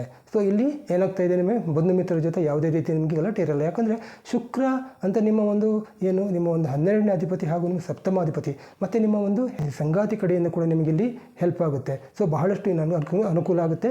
ಹಾಗೆ ಈ ಒಂದು ಡಿಸೆಂಬರ್ ತಿಂಗಳಲ್ಲಿ ನಿಮಗೊಂದು ಸರ್ಪ್ರೈಸ್ ಬರುತ್ತೆ. ಏನು ಸರ್ಪ್ರೈಸ್ ಅಂತ ನೀವು ನನಗೆ ಕಮೆಂಟ್ ಮಾಡಿ ತಿಳಿಸಿ.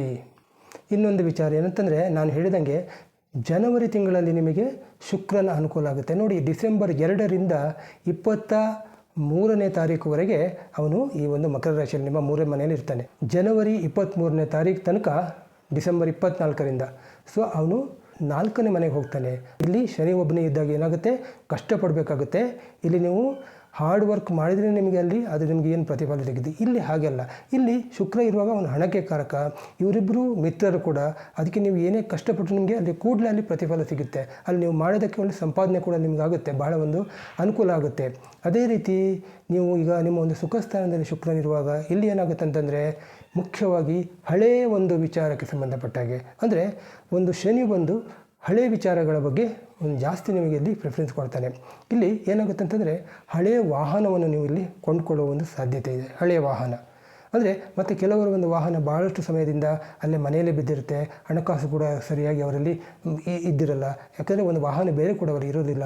ಅವಾಗ ಏನಾಗುತ್ತೆ ಅಂತಂದರೆ, ಈ ಒಂದು ಶುಕ್ರನ 4ನೇ ಮನೆಯಲ್ಲಿ ಬಂದಾಗ ಅವರಿಗೆ ಒಂದಲ್ಲ ಒಂದು ರೀತಿಯಲ್ಲಿ ಅವರಿಗೆ ಆ ಒಂದು ಅನುಕೂಲ ಕೂಡ ಇಲ್ಲ ಆಗಿಬಿಟ್ಟು ಅದೇ ಒಂದು ವಾಹನವನ್ನು ರಿಪೇರಿ ಮಾಡಿಕೊಂಡು ಮತ್ತೆ ಒಂದು ಓಡಿಸೋ ಕೂಡ ಒಂದು ಶಕ್ತಿ ಹಳೆ ಮನೆ ಕೂಡ ಇವರು ತಗೊಳ್ಳುವ ಚಾನ್ಸಸ್ ಇದೆ.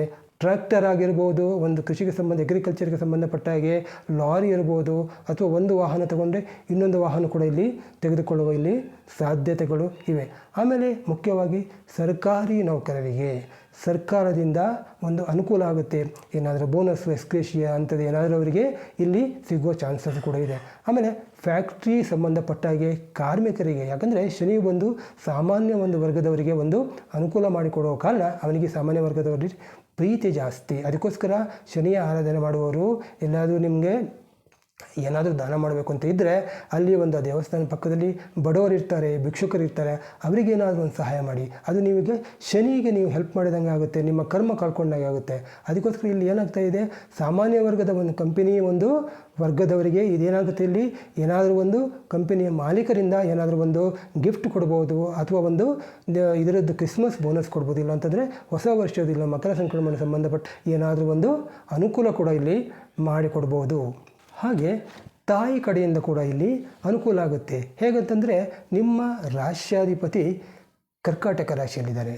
ಸೊ ಕಾಲಚಕ್ರದ ಪ್ರಕಾರ 4ನೇ ಮನೆ ಬಂದು ತಾಯಿಯ ಸ್ಥಾನ ಆಗುತ್ತೆ. ಅದಕ್ಕೋಸ್ಕರ ತಾಯಿ ಕಡೆಯಿಂದ ನಿಮ್ಮ ಒಂದು ರಾಶ್ಯಾಧಿಪತಿ ಈ ಒಂದು ಶುಕ್ರನನ್ನು ನೋಡ್ತಾ ಇರೋ ಕಾರಣ, ಈ ಕುಂಭರಾಶಿ ಶನಿ ಸ್ಥಿತನಾಗಿರೋ ಏನು ಶುಕ್ರ ಸ್ಥಿತನಾಗಿರೋ ರಾಶಿ ನೋಡ್ತಾ ಇರೋ ಕಾರಣ ತಾಯಿಯಿಂದ ಕೂಡ ನಿಮಗೆ ಒಂದು ಅನುಕೂಲ ಆಗುತ್ತೆ. ಅದು ಯಾವ ರೀತಿ ಅನುಕೂಲ ಅಂತ ನಾನು ಹೇಳೋಕ್ಕಾಗೋದಿಲ್ಲ. ಅವರವರ ಇಚ್ಛಾನುಸಾರ ಅವರು ನಿಮಗೆ ಏನಾದರೂ ಒಂದು ಅನುಕೂಲ ಕೂಡ ಇಲ್ಲಿ ಮಾಡಿಕೊಡಬಹುದು. ಹಾಗೂ ನಿಮ್ಮ ಆರೋಗ್ಯದಲ್ಲಿ ಅನಾರೋಗ್ಯದಲ್ಲಿದ್ದವರು ಕೂಡ ಆರೋಗ್ಯದಲ್ಲಿ ಕೂಡ ಇಲ್ಲಿ ಸುಧಾರಣೆ ಆಗುತ್ತೆ. ಯಾಕಂದರೆ ಶುಕ್ರ ನಿಮಗೆ ಬಹಳಷ್ಟು ವಾಹನಗಳು ಕೊಡ್ತಾನೆ, ಐಶ್ವರ್ಯಗಳು ಕೊಡ್ತಾನೆ, ಆರೋಗ್ಯವನ್ನು ಕೊಡ್ತಾನೆ, ಪ್ರತಿಯೊಂದು ಕೊಡ್ತಾನೆ. ನಿಮ್ಮ ಒಂದು ಮನೆಯಲ್ಲಿ ಸುಖ, ಸಂತೋಷ, ನೆಮ್ಮದಿಯಲ್ಲಿ ಕೂಡ ಇಲ್ಲಿ ಶುಕ್ರ ಕೊಡ್ತಾನೆ. ಅದಕ್ಕೋಸ್ಕರ ಜನವರಿ ತಿಂಗಳು ನಿಮಗೊಂದು ಗಿಫ್ಟು, ಆಮೇಲೆ ಆ್ಯಸ್ ವೆಲ್ ಆಸ್ ನಿಮಗೆ ಪ್ರತಿಯೊಬ್ಬರಿಂದ ಇಲ್ಲಿ ನಿಮಗೆ ಸಹಾಯ ಆಗುತ್ತೆ. ನೀವು ಕಷ್ಟಪಟ್ಟು ಯಾವತ್ತು ಕೆಲಸ ಮಾಡಿದ್ದೀರಾ ಅದು ಖಂಡಿತವಾಗಿ ನಿಮಗೆ ಏನಾದರೂ ಒಂದು ಪ್ರತಿಫಲ ನಿಮಗೆ ಸಿಕ್ಕಿಯೇ ಸಿಗುತ್ತದೆ. ಇದನ್ನು ನೀವು ಖಂಡಿತವಾಗಿ ಯಾವುದೇ ಒಂದು ವಿಚಾರವನ್ನು ನನಗೆ ಕಮೆಂಟ್ ಮಾಡಿ ನನಗೆ ತಿಳಿಸಲೇಬೇಕು. ಶನಿಯ ಒಂದು 4ನೇ ಮನೆಯಲ್ಲಿ ಸ್ಥಿತನಾಗಿರೋದ್ರಿಂದ ಇಲ್ಲಿ ಒಂದೇ ರೀತಿ ನಿಮಗೆ ಫಲ ಇರೋದಿಲ್ಲ. ಈಗ ನಾನು ಹೇಳಿದಂಗೆ ಶುಕ್ರ 3ನೇ ಮನೆ 4ನೇ ಮನೆಯಲ್ಲಿ ಹೋದಾಗ ನಿಮಗೆ ಅನುಕೂಲಗಳು ಆಗ್ತಾ ಇರುತ್ತೆ. Something is better than nothing ಅಂತ ಎಲ್ಲಾದರೂ ಒಂದು ಕಡೆ ನಿಮಗೆ ಅನುಕೂಲ ಆಗುತ್ತೆ. ಮತ್ತು ನೀವು ಒಂದು ಮುಖ್ಯವಾಗಿ ಗಮನಿಸಬೇಕಾಗಿತ್ತು ಅಂತಂದರೆ, ಈ ಒಂದು 7 ತಿಂಗಳಿಂದ ನಿಮಗೆ ಒಂದು ಲಾಸ್ಟ್ ಮೇನಿಂದ ಇಲ್ಲಿ ಗುರುಬಲ ಸ್ಟಾರ್ಟ್ ಆಗಿದೆ. ಯಾರು ವೃಶ್ಚಿಕ ರಾಶಿಯವರಿಗೆ ಶನಿ ಬಲ ಇಲ್ಲ, ಆದರೆ ಗುರುಬಲ ಇದೆ. ಈ ಒಂದು ಗುರುಬಲ ನಿಮ್ಮನ್ನು ಬಹಳ ಒಂದು ಎತ್ತರ ಮಟ್ಟಕ್ಕೆ ಕರ್ಕೊಂಡು ಹೋಗುತ್ತೆ. ಲಾಸ್ಟ್ ಒಂದು 7 ಮಂತ್ಸಿಂದ ನಿಮಗೆ ಬಹಳಷ್ಟು ಅನುಕೂಲ ಆಗಿದೆ. ಬಹಳಷ್ಟು ಜನಗಳ ಹತ್ರ ನಾನು ವಿಚಾರ ಮಾಡಿದ್ದೀನಿ, ಹೇಗೆ ನಿಮ್ಮ ಈಗ ಗುರು 7ನೇ ಮನೆಗೆ ಬಂದಿದ್ದಾನೆ, ನಿಮಗೆ ಯಾವ ರೀತಿ ಫಲ ಇದೆ. ದೊಡ್ಡ ದೊಡ್ಡ ಬಿಸ್ನೆಸ್ ಮ್ಯಾನ್ಗಳು ಹೇಳಿದ್ದಾರೆ, ಇಂಜಿನಿಯರಿಂಗ್ ಇಂಡಸ್ಟ್ರೀಸ್ ಅವರು ಹೇಳಿದ್ದಾರೆ, ಎಲೆಕ್ಟ್ರಾನಿಕ್ಸ್ ಇಂಡಸ್ಟ್ರಿಯವರು ಹೇಳಿದ್ದಾರೆ, ಮತ್ತು ಭಾಳಷ್ಟು ಜನ ಕೂಡ ನನಗೆ ಹೇಳಿದ್ದಾರೆ, ಒಂದು ವಾಹನ ಇದ್ದರೆ ಇನ್ನೊಂದು ವಾಹನ ನೋಡಿದ ತಕ್ಷಣ ಡಿಸಿಷನ್ ತೊಗೋಬೇಕು ಅಂದ ತಕ್ಷಣ ಇನ್ನೊಂದು ವಾಹನ ಕೂಡ ತೊಗೊಂಡ್ಬಿಟ್ಟಿದ್ದಾರೆ. ಮತ್ತು ಅವರಲ್ಲಿ ಏನಾದರೂ ಯಾವುದಾದ್ರೂ ಒಂದು ಡೆವಲಪ್ಮೆಂಟ್ ಮಾಡ್ಕೋಬೇಕು, ತುಂಬ ಸಮಯದಲ್ಲಿ ಹಂಗೆ ಬಿದ್ದಿರುತ್ತೆ, ಅಂದ ತಕ್ಷಣ ಯಾವುದೋ ಒಂದು ಸಪೋರ್ಟ್ ಸಿಕ್ಬಿಡುತ್ತೆ. ಅವರಿಗೆ ಕೂಡ ಇಲ್ಲಿ ಬಹಳಷ್ಟು ಅಂದರೆ ಬಹಳಷ್ಟು ಇಲ್ಲಿ ಅನುಕೂಲ ಆಗಿದೆ. ಗುರುವಿನ ಅನುಕೂಲ ಅಂತಂದರೆ ಆ ಒಂದು ದೈವಾನುಗ್ರಹ, ಗುರುಗಳ ಆಶೀರ್ವಾದ ಅನ್ನೋದಂತಲೇ ಅಷ್ಟು ಸುಲಭದ ಮಾತಲ್ಲ. ಅದಕ್ಕೋಸ್ಕರ ಇವರು 50% ಆಗಿ ಇವರಿಗೆ ಏನು ಸಮಸ್ಯೆ ಇಲ್ಲ. ಇಲ್ಲಿ ಏನಾಗ್ತಾ ಇದೆ, ಇಲ್ಲಿ ಕಷ್ಟ ಬಂದರೂ ಈ ಕಡೆಯಿಂದ ಇವರಿಗೆ ಬ್ಯಾಲೆನ್ಸ್ ಆಗ್ತಾ ಇದೆ. ಆಮೇಲೆ ನೀವೀಗ ಮಧ್ಯದಲ್ಲಿ ಏನಾಗುತ್ತೆ ಅಂತಂದರೆ, ಯಾವುದೇ ಒಂದು ಸಿನಿಮಾ ಥಿಯೇಟ್ರಿಗೆ ಹೋಗಿರ್ತೀರ ನೀವು, ಅಲ್ಲಿ ನಿಮಗೆ ಏನಾಗುತ್ತೆ ಅಂತಂದರೆ ಒಂದು ಇಂಟರ್ವಲ್ ಅಂತ ಇರುತ್ತೆ. ಇಂಟರ್ವಲ್ ಅಂತಂದರೆ ಒಂದು ಫ್ರೆಶ್ ಆಗೋದಕ್ಕೆ ಒಂದು ಅರ್ಧ ಗಂಟೆ ಸಮಯ ಇರುತ್ತೆ, ಮತ್ತೆ ವಾಪಸ್ಸು ಫಿಲಮ್ ಸ್ಟಾರ್ಟ್ ಆಗುತ್ತೆ. ಅದೇ ಥರ ಇಲ್ಲಿ ಏನಾಗಿದೆ, ಇಲ್ಲಿ ಗುರು ಬಂದುಬಿಟ್ಟು ಈಗ ಸ್ವಲ್ಪ ಸಮಯಕ್ಕೆ ತಕ್ಕಾಗಿ ಒಂದು ಸ್ವಲ್ಪ ರೆಟ್ರೋಗ್ರೇಟ್ ಆಗಿದ್ದಾನೆ. ಇಲ್ಲಿ ರೆಟ್ರೋಗ್ರೇಟ್ ಯಾವಾಗಿಂದ ಇಲ್ಲಿ ಸಮಸ್ಥಿತಿಗೆ ಬರ್ತಾನೆ ಅಂತಂದರೆ ಫೆಬ್ರವರಿ 4ರಿಂದ ಇಲ್ಲಿ ಅವನು ಸಮಸ್ಥಿತಿಗೆ ಬರ್ತಾನೆ, ಅಂದರೆ ಮೊದಲನೇ ಸ್ಥಿತಿಗೆ ಇಲ್ಲಿ ಬರ್ತಾನೆ. ಆವಾಗ ನಿಮಗೆ ಏನಾಗುತ್ತೆ, ಅಲ್ಲಿಂದ ನಿಮಗೆ ಮತ್ತೆ ನಿಮ್ಮ ಒಂದು ಡಿಸ್ಕಂಟಿನ್ಯೂ ಆಗಿರುವ ಒಂದು, ಅಂದರೆ ಡಿಸ್ಕಂಟಿನ್ಯೂ ಅಂತಂದರೆ ಅಲ್ಲೇ ನಿಮಗೆ ಮಧ್ಯದಲ್ಲಿ ಏನೋ ಒಂದು ರೆಸ್ಟ್ ತೊಗೊಂಡಿದ್ದಾರೆ, ಗುರು ಕೂಡ ರೆಸ್ಟ್ ತೊಗೊಂಡಿದ್ದಾನೆ, ಅವರಿಗೂ ಕೂಡ ಕಂಟಿನ್ಯೂಸ್ ಆಗಿ ಫಲ ಕೊಟ್ಟು ಬೇಜಾರಾಗಿರುತ್ತೆ, ಅವನಿಗೆ ಕೂಡ ಸ್ವಲ್ಪ ರೆಸ್ಟ್ ಬೇಕು. ಸೊ ರೆಟ್ರೋಗೇಟ್ ಆಗಿರೋದ್ರಿಂದ ಮತ್ತೆ ಮೇ 19ರವರೆಗೆ ನಿಮಗೆ ಗುರುಬಲ ಕೂಡ ಇರುತ್ತೆ. ಈ ಒಂದು ಗುರುಬಲದಲ್ಲಿ ಕೂಡ ನೀವು ಅನೇಕ ವಿಧವಾದ ಯಾವುದೇ ರೀತಿ ನಿಮ್ಮ ಡೆವಲಪ್ಮೆಂಟು, ಬ್ಯಾಂಕ್ ಲೋನಿಂದ ಹಿಡಿದು ನಿಮಗೆ ಯಾವ ರೀತಿ ಅನುಕೂಲಗಳು ಬೇಕೋ, ನಿಮ್ಮ ಹಿಂದಿನ ಒಂದು ಏನು ನೀವೊಂದು ಅನುಕೂಲಗಳನ್ನು ಪಡೆದಿದ್ದೀರಾ, ಮತ್ತು ನೀವು ಈ ಒಂದು ಕೆಲವು ಒಂದೆರಡು ತಿಂಗಳಲ್ಲಿ ನಿಮಗೆ ಒಂದು, ನಾನೀಗ ರೆಸ್ಟ್ ಅಂತ ಹೇಳಿದಂಗೆ, ಇಂಟರ್ವಲ್ ಅಂತ ಹೇಳಿದಾಗ, ಈ ಸಮಯದಲ್ಲಿ ನೀವು ಅದನ್ನೆಲ್ಲ ನೋಟ್ ಮಾಡ್ಕೋಬೇಕು, ನೀವು ರೆಡಿ ಮಾಡಬೇಕು. ಮುಂದೆ ನನಗೆ ವಾಪಸ್ಸು ಒಳ್ಳೆಯ ಸಮಯ ಬರ್ತಾ ಇದೆ, ನಾನು ಅದನ್ನು ಯಾವ ರೀತಿ ಪ್ರೊಡ್ಯೂಸ್ ಮಾಡಬೇಕು, ಹೆಂಗೆ ಪ್ರೆಸೆಂಟ್ ಮಾಡಬೇಕು. ಅಂದರೆ ನೀವು ಬ್ಯಾಂಕ್ಗಳಲ್ಲಿ ಡೆಪಾಸಿಟ್ ಮಾಡೋದಾಗಲಿ, ಅಥವಾ ನಿಮಗೆ ಯಾವ ರೀತಿ ನಿಮಗೆ ಒಂದು ಅನುಕೂಲ ಆಗುತ್ತಾ ಆಯಾ ಕ್ಷೇತ್ರದಲ್ಲಿ ನೀವು ಇದನ್ನು ನಿಮ್ಮ ಒಂದು ಹೊಂದಾಣಿಕೆ ಮಾಡಿಕೊಂಡು, ಅಥವಾ ನಿಮ್ಮ ಬಲ ಎಷ್ಟು ಜಾಸ್ತಿ ಇದೆ ಅಷ್ಟನ್ನು ನೀವು ವೃದ್ಧಿಸ್ಕೊಳ್ಳಿ. ಆಮೇಲೆ ಮುಂದಿನ ಒಂದು ವರ್ಷದಲ್ಲಿ ನಿಮಗೆ ಗುರುಬಲ ಇರೋದಿಲ್ಲ, ಅದಕ್ಕೋಸ್ಕರ ಇನ್ನೊಂದು ವರ್ಷ ಅದರ ನೆಕ್ಸ್ಟ್ ಇಯರು ಗುರುಬಲ ಇಲ್ಲ, ನೆಕ್ಸ್ಟ್ ಇಯರ್ ಏನಾಗುತ್ತೆ, ನೀವಿಲ್ಲಿ ಏನು ಮಾಡಬೇಕು, ನೀವಿಲ್ಲಿ ಎಷ್ಟು ಹೊಂದಿಸ್ಕೊಂಡಿದ್ದೀರಾ, ಏನೆಲ್ಲ ನೀವು ಇನ್ವೆಸ್ಟ್ ಮಾಡಿದ್ದೀರಾ, ಏನೆಲ್ಲ ನೀವು ಪ್ರಗತಿ ಕಂಡಿದ್ದೀರಾ, ಆ ಒಂದು ಪ್ರಗತಿ ಮುಂದಿನ ಗುರುಬಲ ಬರುವ ತನಕ ನಿಮ್ಮಲ್ಲಿ ಇರಬೇಕು. ಅಷ್ಟನ್ನು ನಿಮಗೆ ಇಲ್ಲಿ ಗುರು ಇಲ್ಲಿ ಕೊಡ್ತಾ ಇದ್ದಾನೆ. ನೀವು ಚೆನ್ನಾಗಿ ಅನುಭವಿಸಬೇಕು. ನಿಮಗೆ ಭಾಳ ಕಷ್ಟ ಇದೆ, ವೃಶ್ಚಿಕ ರಾಶಿಯವರು ಬಂದು ಕಷ್ಟಪಡುವ ರಾಶಿ ಅನ್ನೋದು ಕೂಡ ಗುರುವಿಗೆ ಗೊತ್ತಿದೆ. ಅದಕ್ಕೋಸ್ಕರ ಗುರು ಆದಷ್ಟು ಕೂಡ ಇಲ್ಲಿ ಫಲವನ್ನು ಕೊಡ್ತಾ ಇದ್ದಾನೆ.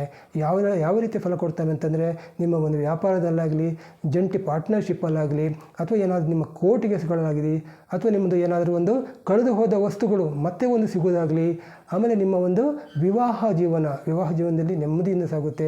ಸತಿಪತಿಯರೆಲ್ಲ ಆರೋಗ್ಯವಾಗಿ ನೆಮ್ಮದಿಯಾಗಿರ್ತಾರೆ, ಯಾವುದೇ ರೀತಿಯ ಕೂಡ ಸಮಸ್ಯೆ ಇಲ್ಲ. ಕೋರ್ಟ್ ವಿವಾದಗಳು, ಆಮೇಲೆ ನಿಮ್ಮ ವ್ಯಾಪಾರ, ನೀವು ಮಾಡ್ತಾ ಇರೋ ಪ್ರತಿಯೊಂದು ಶುಭ ಕಾರ್ಯಗಳು, ಆಮೇಲೆ ಒಂದು ಯುವತಿಯರಿಗೆ ಕೂಡ ಇಲ್ಲಿ ಒಂದು ಮದುವೆ ನಿರ್ಣಯ ಕೂಡ ಆಗೋದು, ಪ್ರತಿಯೊಂದು ವಿಚಾರದಲ್ಲಿ ಕೂಡ ಇಲ್ಲಿ ಗುರು ಸಹಾಯ ಮಾಡ್ತಾ ಇದ್ದಾನೆ. ಅದಕ್ಕೋಸ್ಕರ ಗುರುವಿನ ಒಂದು ಅನುಕೂಲವಾಗಿರುವ ಕಾರಣ ಈ ಕಡೆಯಿಂದ ನಿಮಗೆ ಕಷ್ಟ ಬಂದರೂ ಕೂಡ ಇಲ್ಲಿ ಬ್ಯಾಲೆನ್ಸ್ ಹಾಕ್ಕೊಂಡು ಹೋಗ್ತಾ ಇದೆ. ಸೊ ನೀವು ಯಾವುದೇ ರೀತಿಯ ಒಂದು ಟೆನ್ಷನ್ ಮಾಡ್ಕೋಬೇಕಾಗಿಲ್ಲ. ಪ್ರತಿಯೊಂದು ವಿಚಾರದಲ್ಲಿ ನೀವು ನೆಮ್ಮದಿ, ಶಾಂತಿ, ಗೌರವ, ನಿಮ್ಮ ಆಸೆ ಆಕಾಂಕ್ಷೆಗಳು ಇದೆಯಾ, ಪ್ರತಿಯೊಂದು ಕೂಡ ಇಲ್ಲಿ ನೆರವೇರುತ್ತೆ. ಈ ವಿಡಿಯೋ ನಿಮಗೆ ಇಷ್ಟ ಆಗಿದೆ ಅಂದ್ಕೊತೀನಿ. ಇಷ್ಟ ಆದರೆ ಒಂದು ಲೈಕನ್ನು ಸಹ ಕೊಡಿ, ನಿಮ್ಮ ಫ್ರೆಂಡ್ಸ್ ಜೊತೆಗೆ ಶೇರ್ ಕೂಡ ಇಲ್ಲಿ ಮಾಡಿ. ಸಹನಾ ಭವತು ಸಹನಂ ಭುನಕ್ತು ಸಹ ವೀರ್ಯಂ ಕರವಾವಹೈ ತೇಜಸ್ವಿನಾವಧೀತಮಸ್ತು ಮಾ ವಿದ್ವಿಷಾವಹೈ. ಓಂ ಶಾಂತಿ ಶಾಂತಿ ಶಾಂತಿ. ಸರ್ವೇ ಜನಾಃ ಸುಖಿನೋ ಭವಂತು.